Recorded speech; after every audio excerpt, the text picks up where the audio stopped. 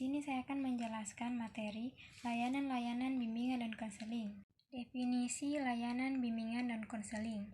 Para ahli mendefinisikan layanan bimbingan konseling itu dengan cara yang bervariasi, namun selalu menunjukkan kepada hakikat, tujuan, dan prosedur yang serupa, yang secara ringkasnya dapat dikemukakan sebagai: yang pertama, layanan bimbingan merupakan bantuan yang diberikan kepada individu. Kemudian yang kedua, layanan bimbingan bertujuan agar yang bersangkutan dapat mencapai taraf perkembangan dan kebahagiaan secara optimal.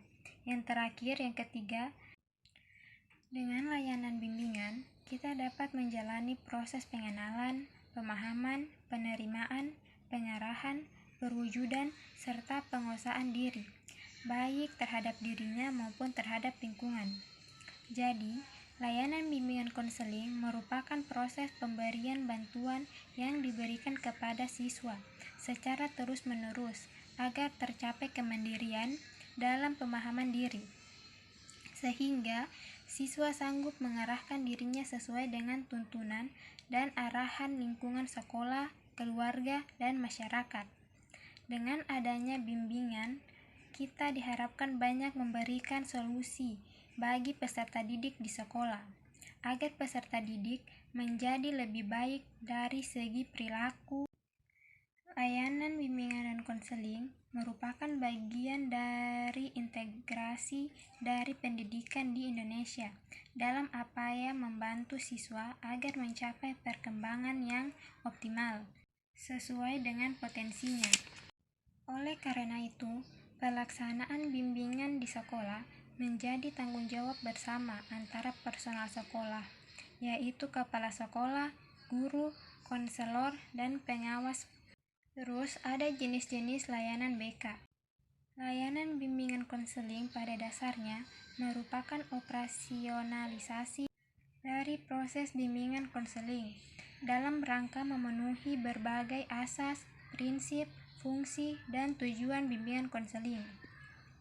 Dalam perspektif kebijakan pendidikan nasional saat ini terdapat 7 jenis layanan, namun sangat mungkin ke depannya semakin berkembang, baik dalam jenis layanan maupun kegiatan pendukung.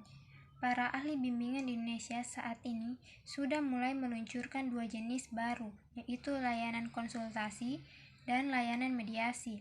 Namun, kedua jenis layanan ini belum dijadikan sebagai kebijakan formal dalam sistem pendidikan di sekolah. Kemudian, ada 7 jenis layanan bimbingan konseling yang saat ini diterapkan dalam pendidikan nasional. Yang pertama, ada layanan orientasi, merupakan layanan yang memungkinkan peserta didik memahami lingkungan baru, terutama lingkungan sekolah dan objek-objek yang dipelajari. Untuk mempermudah dan memperlancar berperannya peserta didik di lingkungan yang baru itu, sekurang-kurangnya diberikan 2 kali dalam setahun, yaitu pada setiap awal semester.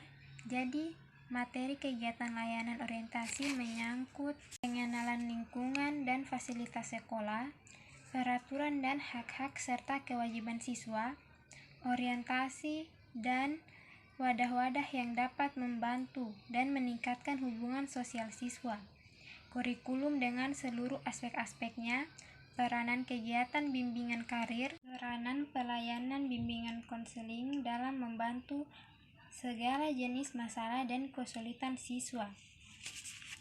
Yang kedua, ada layanan informasi. Layanan informasi adalah layanan yang memungkinkan peserta didik menerima, memahami berbagai informasi.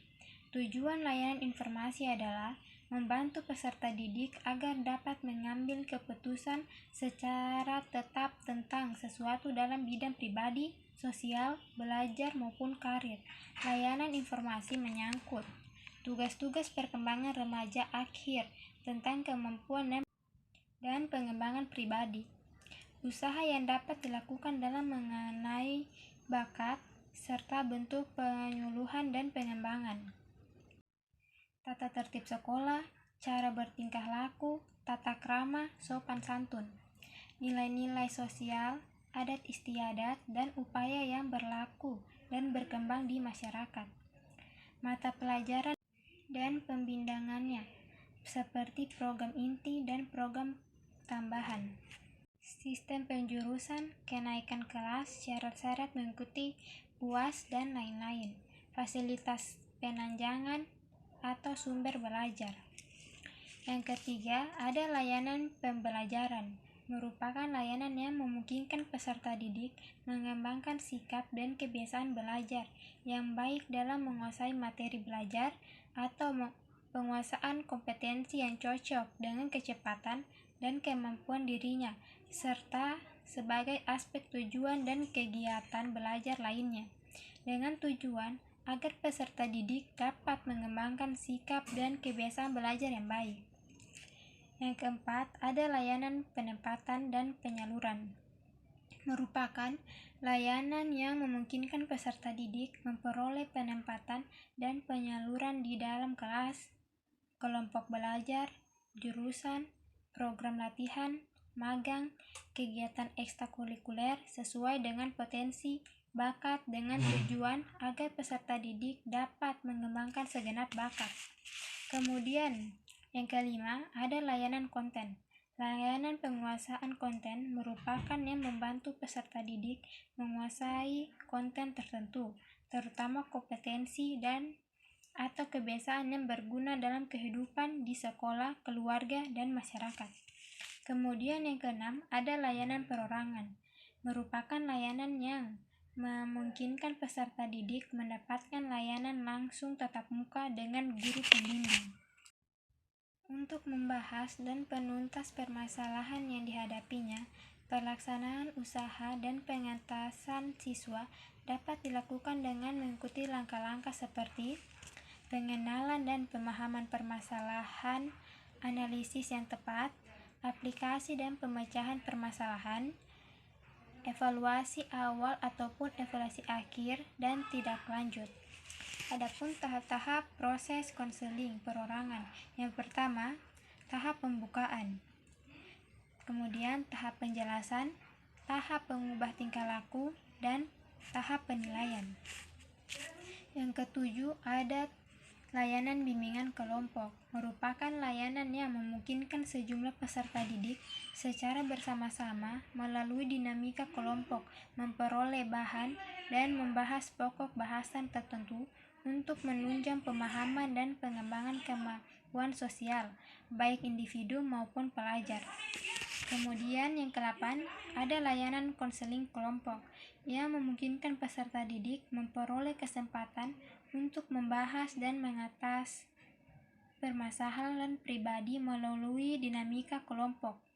Kemudian yang ke-9, ada layanan konsultasi, merupakan layanan yang membantu peserta didik dan pihak lain dalam memperoleh wawasan, pemahaman, dan cara-cara yang perlu dilaksanakan dalam menangani kondisi atau masalah peserta didik.